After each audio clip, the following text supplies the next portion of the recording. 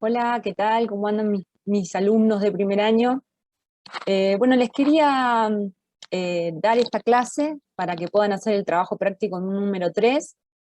Como estamos en el mes de mayo, se me ocurrió hacer sobre la Revolución de Mayo y lo que sería la participación ciudadana hasta la actualidad, ¿sí? Así que, bueno, espero que lo disfruten. Repasemos un poco sobre la Revolución de Mayo y cómo se llaman ese tipo de participaciones que tenemos hoy en día. A ver si se parecen o no. ¿Mm? Bueno, les voy a compartir pantalla.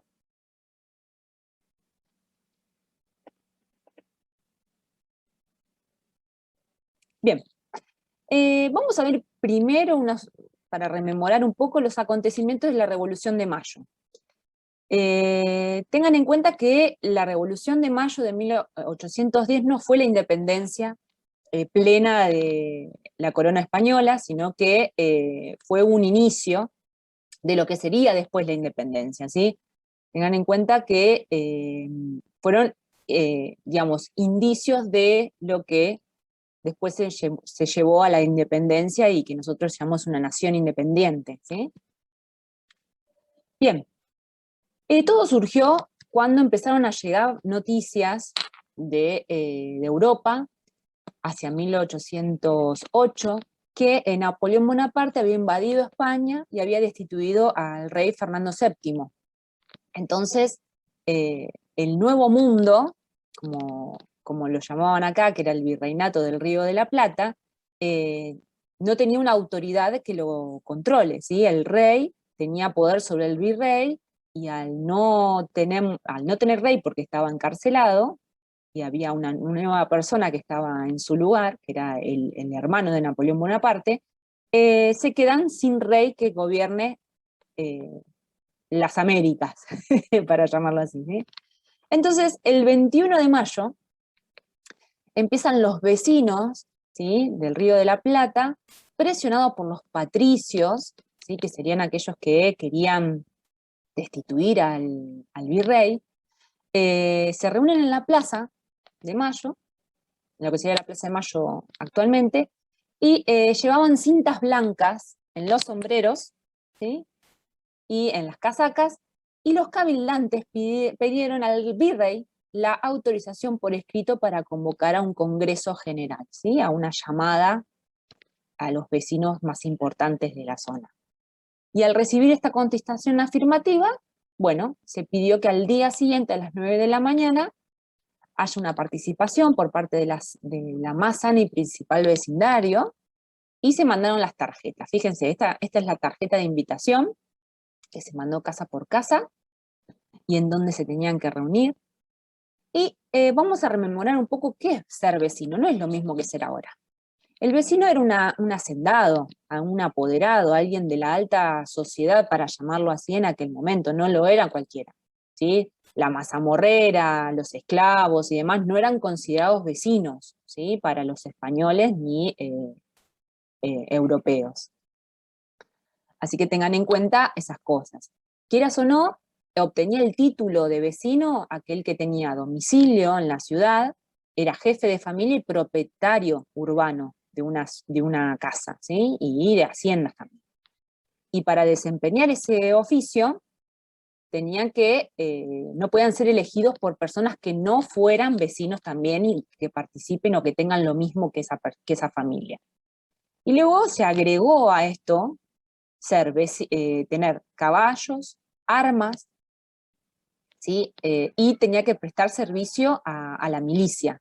Por eso tengan en cuenta que casi todas las personas que nosotros conocemos como importantes para nuestra independencia, bueno, tenían manejo a nivel bélico, ¿sí? Esto era bajo las leyes de las Indias, que esto venía desde España. Bien, el martes 22 de mayo ya se reunieron todos los vecinos, se mandaron 450 tarjetas como las que les mostré, pero asistieron solamente 251 personas. Esto eran porque venían los ausentes, venían del bando realista, o sea que no querían que el virrey Cisneros se vaya, ¿sí? Así que se leyó la renuncia directamente de Cisneros a media tarde y comieron vino y bizcochos para acompañar esa velada. Y el obispo del lugar, Leo, dijo que aunque no quedase ningún español en las autoridades, los españoles o sus hijos que se encontrasen en América debían tomar y resumir el mando. ¿Esto qué significa? Que como no estaba el rey, los representantes españoles, ellos lo que querían es hacer un gobierno que sea representante criollo de la falta del rey, ¿sí? Querían que los descendientes de españoles y españoles del territorio fueran los que gobernaran el lugar en nombre de España, no un virrey traído de España, ¿sí? Entonces, Castelli le contesta, de acuerdo a las leyes de la monarquía, América pertenecía al rey y no al pueblo español, por lo que la soberanía de estas tierras queda vacante y se debe retomar al pueblo americano. Y ahí ya indican una idea de nuevo pueblo, no español. El 22 de mayo, la ascensión, fíjense, duró 15 horas esa reunión.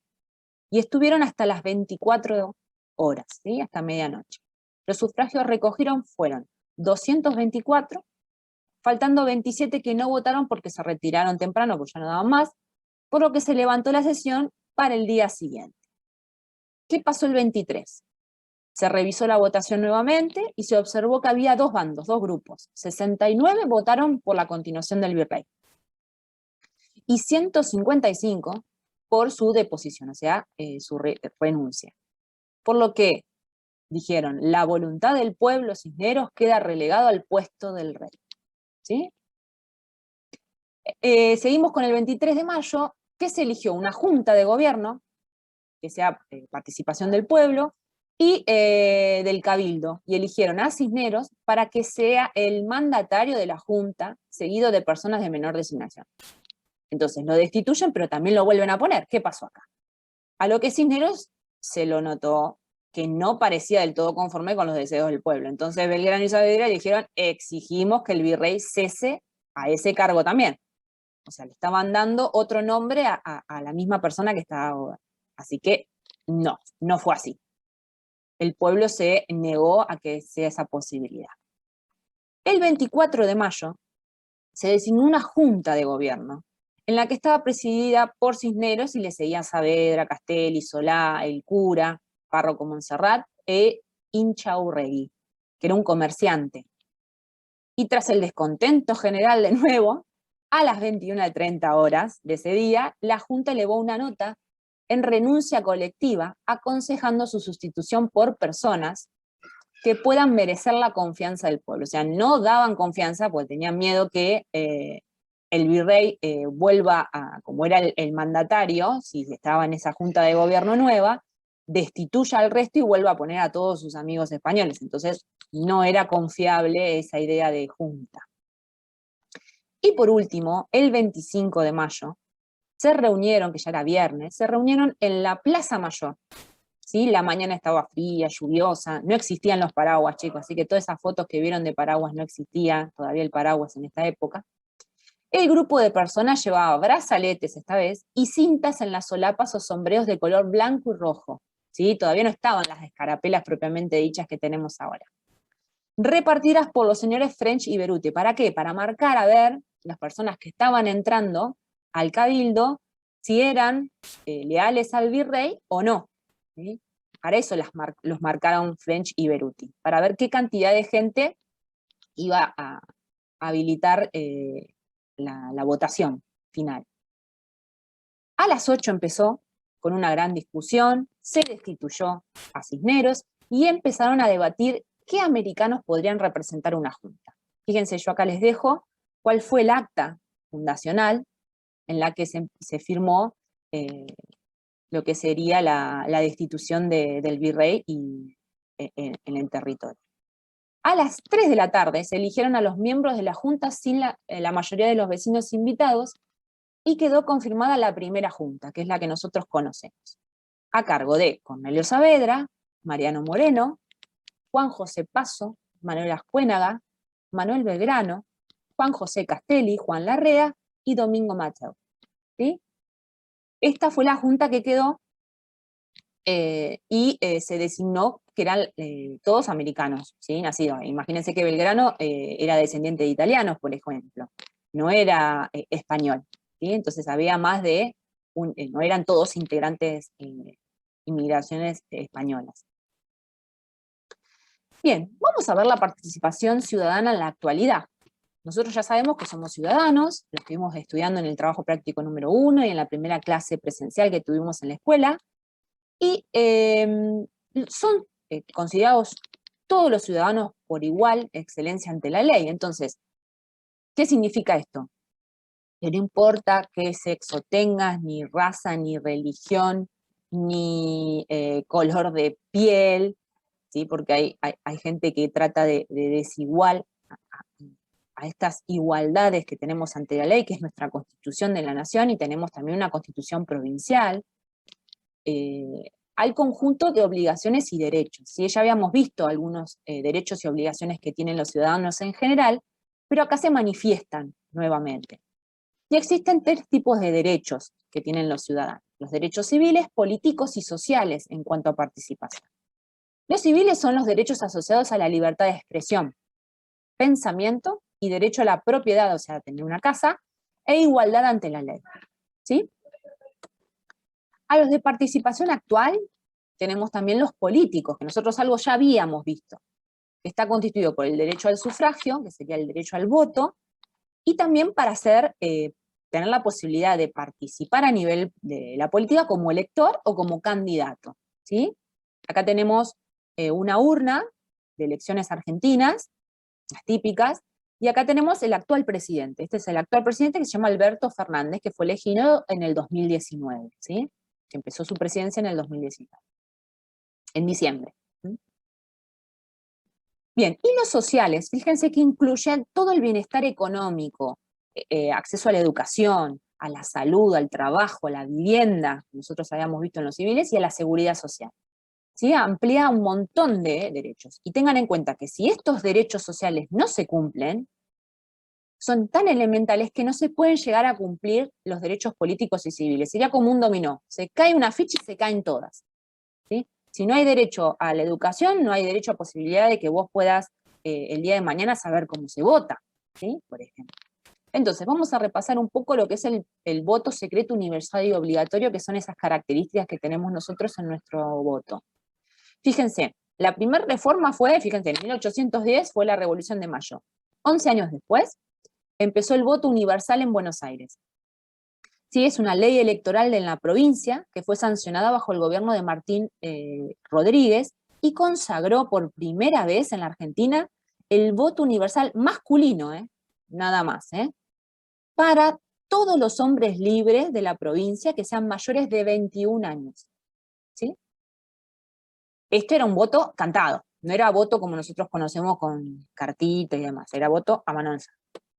La ley Sanz Peña, fíjense, ya a 100 años, casi después de 100 años de la Revolución de Mayo, se puso como ley 8.871, y ahí se hizo universal, secreto, ahora sí, ya no se tendría que saber a quién votabas, y obligatorio. Que obviamente promovida por el presidente en ese momento, Roque Sáenz Peña, y logra eliminar el voto a viva voz, o el voto cantado, como les decía recién. De 1931 a 1943 fue la década infame que se llama en la Argentina. Y había fraude patriótico, lamentablemente. Y en 1930, la proscripción de la Unión Cívica Radical, que era un partido político en Argentina, y que sigue existiendo, por parte del gobierno de facto de José Luis Félix Uriburu, gana con fraude electoral, o sea, hacían trampa, en las elecciones de 1931. La fórmula Agustín B. Justo y Roca, y las elecciones de 1937, bajo la presidencia de Juan B. Justo, gana con fraude a Roberto Ortiz. Por eso se llama década infame, porque había trampa, hacían trampa en las votaciones.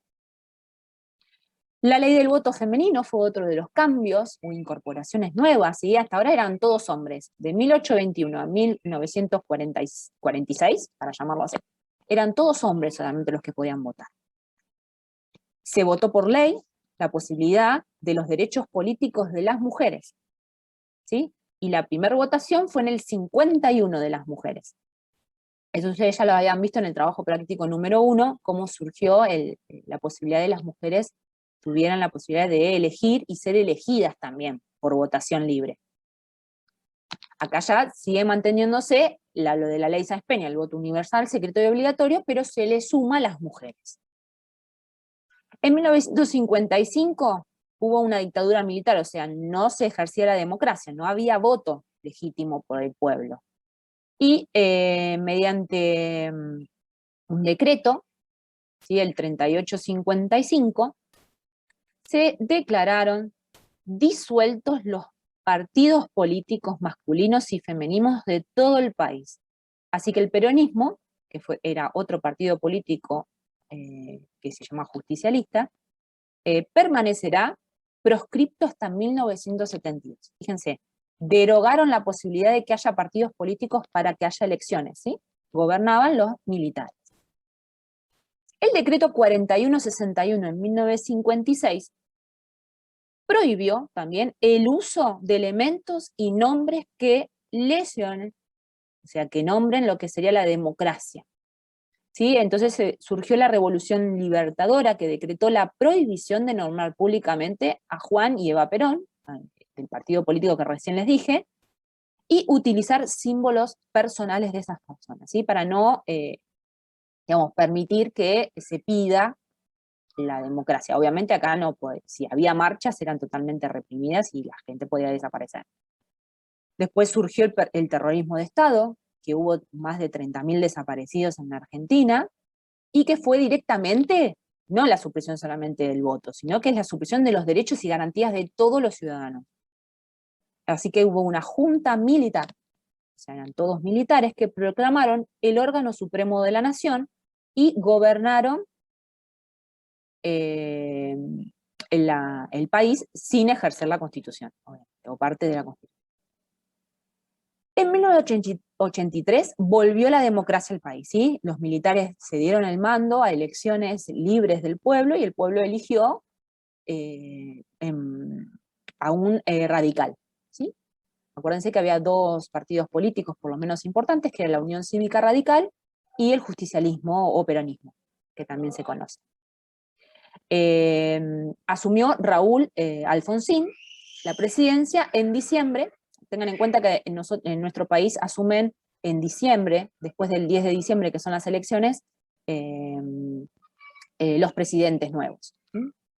Y en el 2012, la última reformulación de la ley del voto, surgió la posibilidad de que los adolescentes de 16 a 17 años puedan votar en opción optativa. Al igual que, acuérdense que lo optativo también es para los extranjeros, ¿sí? Tienen la posibilidad o no, si es que quieren, votar en la ciudad en la que viven y en la provincia en la que viven. No pueden votar a nivel nacional, ni diputados ni senadores, ni presidente ni vicepresidente. Bien, vamos a repasar un poquitito más lo que es el voto optativo. El voto optativo son aquellos ciudadanos o ciudadanas nacionales de entre 16 y 17 años que pueden votar optativamente. Y los mayores de 70. Si un ciudadano nacional tiene más de 70, puede optar por ir o no a votar. No está obligado. Y los ciudadanos extranjeros, como recién les dije. El voto obligatorio es destinado solo a los ciudadanos nacionales y ciudadanas nacionales que tengan de 18 años a 69 años. Ahí tienen que ir sí o sí a votar. Bueno, y vamos a seguir hablando de otras formas de participación ciudadana. Tengan en cuenta que esto es un derecho político, lo que estuvimos viendo hasta ahora, y esto es un derecho más social, ¿sí? La posibilidad a nivel individual o colectivo a llevar a una discusión, a una resolución de asuntos que afecten a la vida en común. ¿Sí? La típica, cortaron la luz por 5 días acá en la ciudad de La Plata, y bueno, la gente salió a manifestarse para que le puedan reubicar ese servicio que está pagando, ¿sí? ¿Qué otras cosas incluyen la participación ciudadana? Elección de autoridades, que pueden ser no solamente a nivel de presidencia, sino elecciones de autoridades en un club, en una organización, en los Boy Scouts, por ejemplo, ¿sí? O reclamos de reconocimientos de nuevos derechos, ¿sí? Por ejemplo, la ley de aborto, que se aprobó, hubo manifestaciones a favor y en contra de esa supuesta ley, ¿sí? Control de poderes políticos, que esto puede ser también por manifestaciones a nivel de partidos políticos, siempre pacíficos, no generando violencia, o ciertas manifestaciones que se hicieron por reformas que diferentes gobiernos quisieron hacer a nivel de leyes y salieron la gente a manifestar para que no o para que sí. Y acá es lo que les decía, las organizaciones políticas y sociales, partidos políticos, sindicatos, que también tendrían que ser de elección de autoridades a nivel democrático, a pesar que hay muchos sindicatos que reeligen y reeligen por indefinidamente siempre al mismo líder, agrupaciones infantiles, ¿sí? Y organizaciones no gubernamentales, que pueden ser comedores, ONGs diferentes, qué sé yo, Greenpeace, por ejemplo, es una organización y tiene que tener un presidente y demás. Ejemplos, puede ser el derecho a huelga laboral. Fíjense, estos diarios son viejísimos en La Plata y ya hablan de huelgas, ¿sí? Destilería fiscal, acá esto es lo que era YPF antes, que era a nivel nacional, ahora pasó a ser privada y ahora volvió a ser a nivel nacional, intimación del gobierno a los obreros, y acá es una huelga y acá también. Acá tienen huelgas actuales con un montón de sindicatos o partidos políticos que participaron de diferentes huelgas. Y protestas sociales a nivel general, ollas populares, ¿sí? Esto es de Barrios de Pie, esto es una organización. Acá el Ni Una Menos, que también surgió acá en Argentina, y por ejemplo, una manifestación a nivel docente. Y acá terminamos con lo que es la explicación a nivel teórica. Ahora van a tener que ver el trabajo práctico número 3. Por favor, si tienen alguna duda, consúltenme, no hay ningún problema. Bueno, y espero que hayan entendido. ¿Sí? Esto les va a servir para poder contestar. Tengan en cuenta que hay algunas consignas que van a tener que preguntar en casa, ¿sí? Porque ustedes todavía no votaron, o capaz que acompañaron a sus papás, a sus abuelos, en algún momento en alguna elección, bueno, y me pueden contar su experiencia. ¿Sí? Bueno, feliz 25 de mayo y nos estamos viendo. Un beso para todos.